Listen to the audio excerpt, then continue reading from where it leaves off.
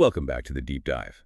Today, we are taking a bit of a trip. We're heading to the Middle East, specifically to the legendary beekeeping regions of Yemen. We are, because we're looking at a substance that's often called liquid gold. Yemeni Sidr Honey. And this isn't just about how it tastes, right? This is all about function. Exactly. This is honey that comes from the flowers of the Ziziphus spina Christi L tree. That's the Sidr tree. It's been called the Manuka of the Middle East for a long time. The Manuka of the Middle East, I like that. It's a premium monofloral product, but we're here today because that legendary reputation, it's now being really rigorously validated by modern molecular research. Okay, so let's unpack this. We're not talking about just, old traditional remedies anymore. Yeah. We're talking about a potential frontline weapon.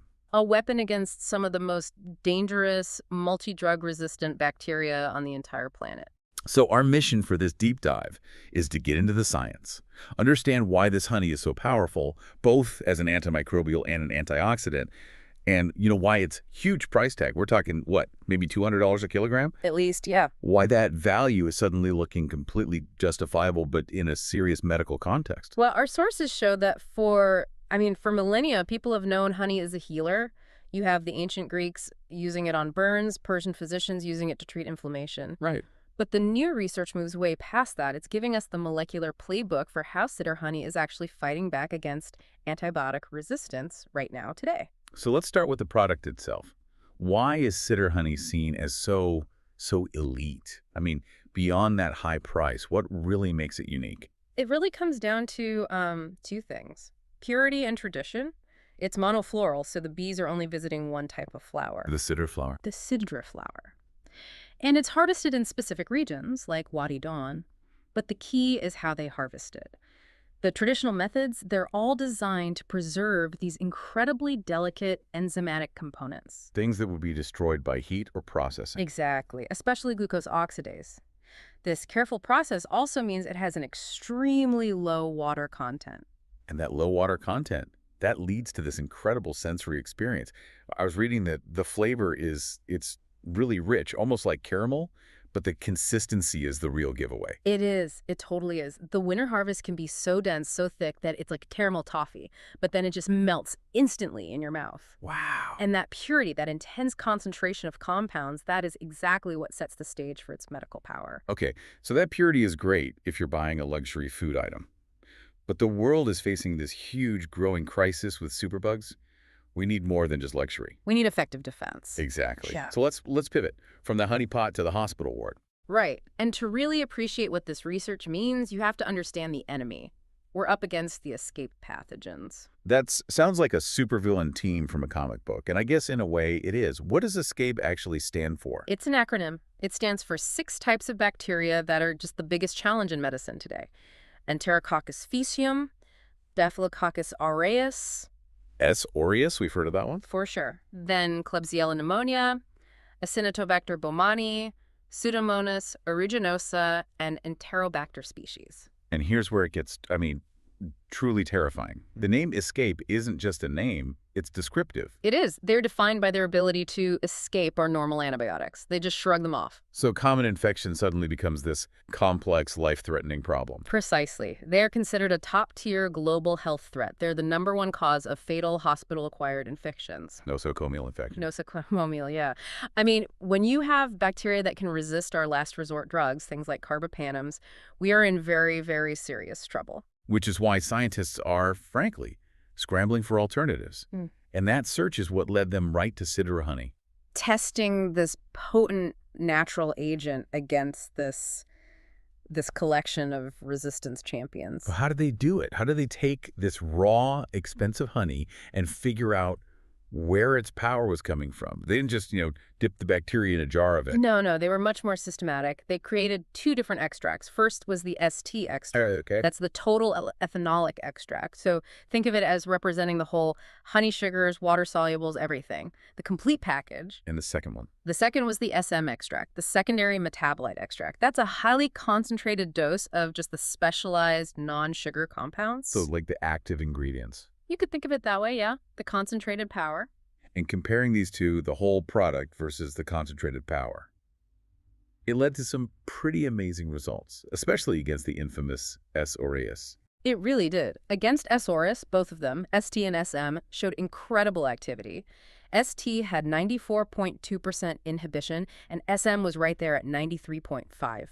Wow, that's almost identical. It is, and it puts them nearly on par with the standard antibiotic control they used, which was cephalosporin.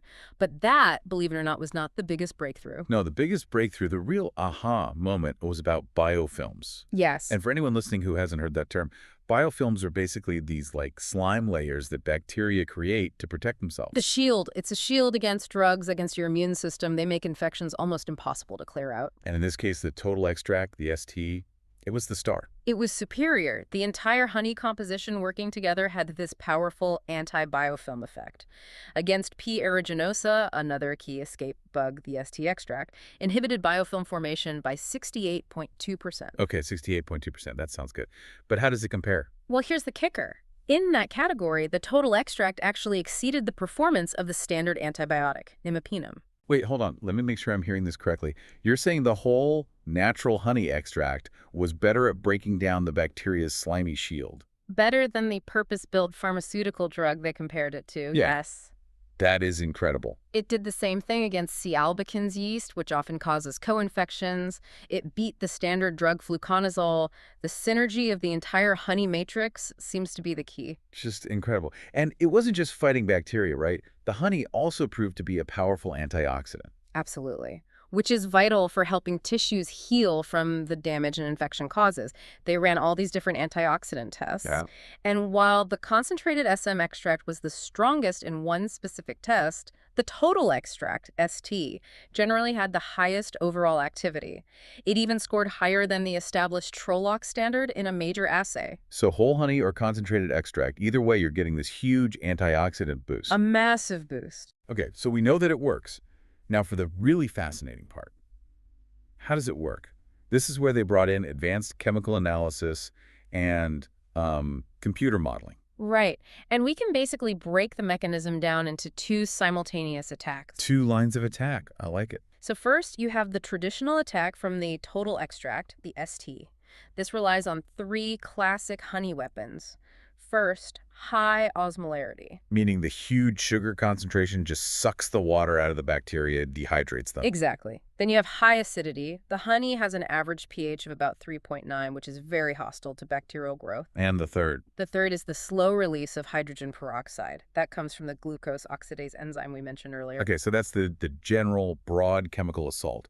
But the really targeted attack, that came from the concentrated SM extract. Correct. The SM extract is where the star players are.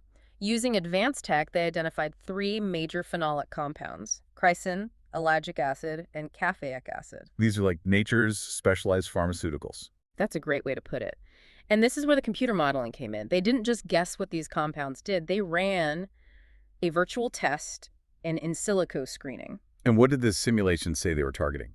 It showed a very strong attraction, a strong targeting of a crucial bacterial enzyme called DNA gyrase, or GRB. Whoa, okay, before we lose anybody, what is DNA gyrase? Why is blocking it so devastating for a bacterium? So think of it as a tiny essential machine. It's the machine that has to unwind and then rewind the bacteria's DNA every time it tries to replicate or repair itself. Oh, okay. If you block GRB, if you jam that machine, the cell cannot reproduce. Its DNA basically spirals out of control, and that leads directly to cell death. So it's like sabotaging the blueprint machine at the factory. Precisely. It's a mechanism that many of our most modern antibiotics also try to use. An ancient remedy with a completely modern mechanism. Yeah.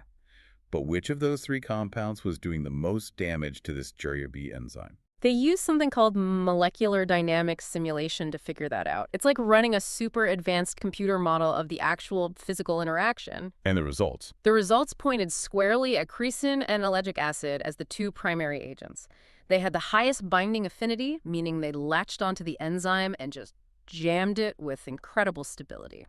So the big picture, the takeaway here, is that the power of this honey is a 2-pronged attack. Yes. You've got the whole honey, the total extract, hitting the bacteria with this general chemical warfare, the sugar, the acid, while at the very same time, these super potent phenolic compounds are going in for a precise molecular strike on the bug's core reproductive machinery. It is synergy, verified at the molecular level. So to wrap this all up, this research really provides definitive evidence for why Yemeni Sidr honey is so highly valued. It absolutely does. It confirms its effectiveness against these critical, multi-drug resistant escape pathogens. It validates its traditional use, but it also gives us the precise molecular reason for its premium status. That targeted inhibition of DNA gyrase. That's the one. And this all raises a really interesting final thought for you, the learner, to take away.